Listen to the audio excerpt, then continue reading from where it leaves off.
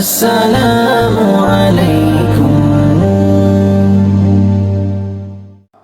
ঘুমিয়ে পড়েছেন নাকি? কে কে ঘুমিয়েছেন একটু হাত তুলেন। অনেকে হাত তুলছে। আপনারা ঘুমাইছেন?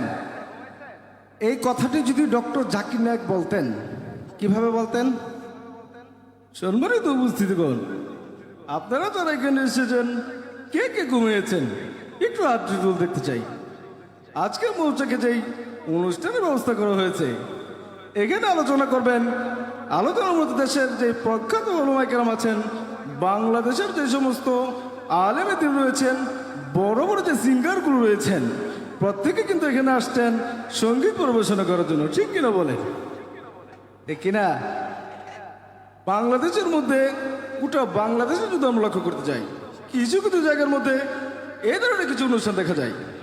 বিশেষ করে এখানে যেই মঞ্চ সাজানো হয়েছে, এটা কেবলমাত্র কোরআনের ভক্ত,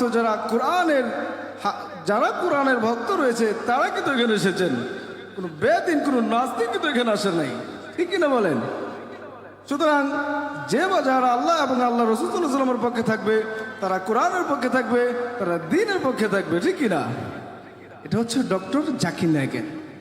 বিশেষ করে আমির হামজা সাহেব যদি এখানে আসতো, বা আমির হামজা সাহেব হুজুর, যেভাবে আমির হামজাকে চিনেন না, আমির হামজা সাহেব যদি আসতো, দেখবেন তুফাজ্জল হোসেন ভৈরবী চিনেন না, উনি একটা আলোচনা করেছেন। সেই আলোচনাটাকে ভুল করে এভাবে বলতেন, এই যে ভৈরবের তুফাজ্জল, তিনি একটা ওয়াজ করেছেন সম্পূর্ণ ভুল। হরিণ একটা বান্দা ছিল গাছের তলায়, ও তা কোরআনেও নেই, হাদিসেও নেই, ভণ্ডরা সব বানিয়েছে। এ কথা কন না কেন? ঠিক কিনা বলেন? আলী হাসান ওসামা সাহেবকে চিনেন? আলী হাসান ওসামা সাহেব, তিনি যদি এখানে আসতো, তাহলে হয়তো দাঁড়ানো মানুষগুলোকে এভাবে বলতো, আরে আল্লাহর বান্দা, এই তো মৌচাক এসেছিলাম একটি প্রোগ্রাম করার জন্য, এখানে এতগুলো মানুষ এসেছে, এমন একটি মানুষ এসেছে গেটে মানুষের কারণে ঢুকতেও পারছি না।